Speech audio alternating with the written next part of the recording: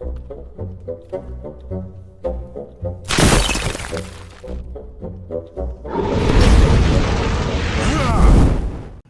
everybody, it's me, Riffraff Hornhelm, and I'm back again with another presentation from the Dwarven Vault. Today we have a monster review. The monster we're going to look at today comes to us from the FIEND Folio, the original FIEND Folio, and the creature is the LAMIA Noble. Now, like I said, this is from the original FIEND Folio, and that was used with the original Dungeons & Dragons, and specifically came out not long after the original book, so it's predominantly aimed at first edition Advanced Dungeons & Dragons rules. Now, the LAMIA Noble is a expansion of the LAMIA, and the LAMIA appears in the original monster manual for use with Dungeons & Dragons. This has been covered in a previous review. I will tag that review at the end of this one. The LAMIA Noble is kind of the LAMIA writ large. It is a 10+1 hit dice creature. It has a armor class of 6. Highly intelligent, chaotic evil, and the way they look is a serpent's body with a either male or female torso in this case. The regular LAMIA tends to be predominantly female.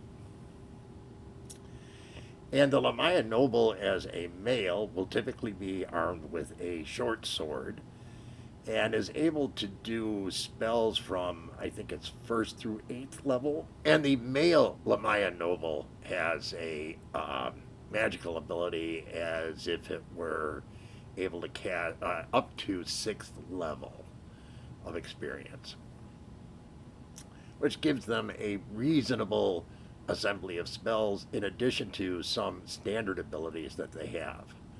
Charm Person, Suggestion, Mirror Image, and Illusion are all spells that they're able to use at will. Now, the female has more magical ability, so it has the female torso.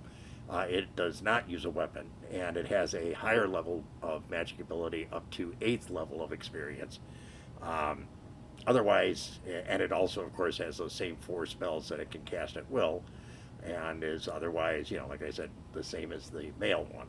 It just doesn't carry a sword around, and it has a little bit more magic to offset the fact that it's not armed with a weapon. Now, of course, their famous attack has to do with touch, and in this particular case, the LAMIA Noble, if it touches you successfully, you lose a point of wisdom. If you get down to 3 wisdom or less, you become essentially a slave to that LAMIA Noble. Now, these are creatures that also have the ability to make themselves look like a human. Now, it says that intelligent humanoids can usually see through this, but one of the famous things that LAMIA Nobles like to do are going into town and mixing with the local townsfolk and causing all kinds of havoc. Chaotic evil, remember, and they're very aggressive. They have a tendency to go off.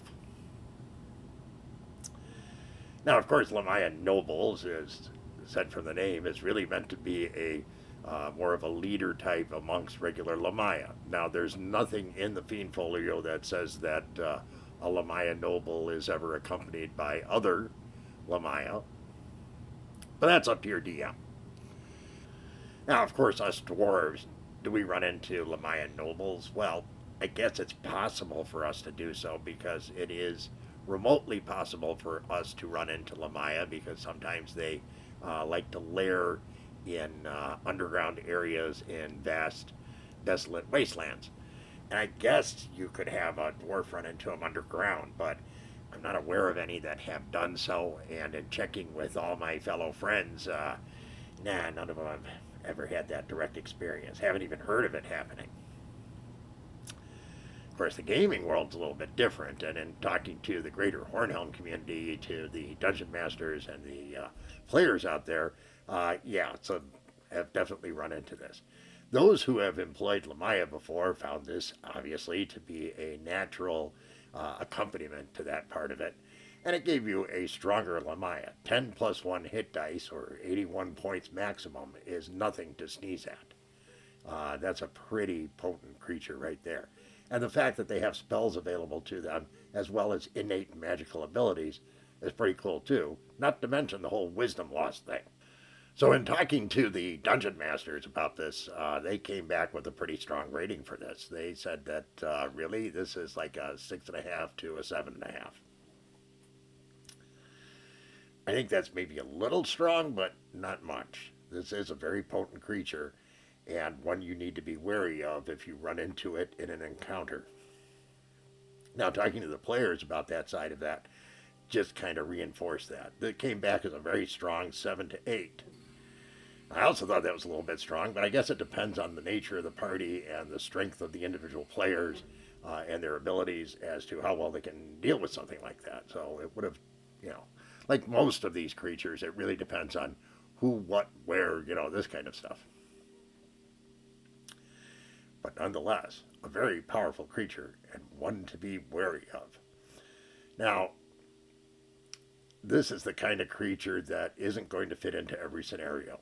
But it does work well if you're having to travel between places and you go across some more desolate areas. Lamias and Lamia nobles definitely can make a very strong encounter for your adventuring group. Having said that, I've never used these. Nothing against them. I've used the Lamia before, but I just haven't gotten around to these ones. So, pretty powerful. I think I'm going to have a thought about using this in the future. In the meantime, that, my friends, is the Lamia Noble.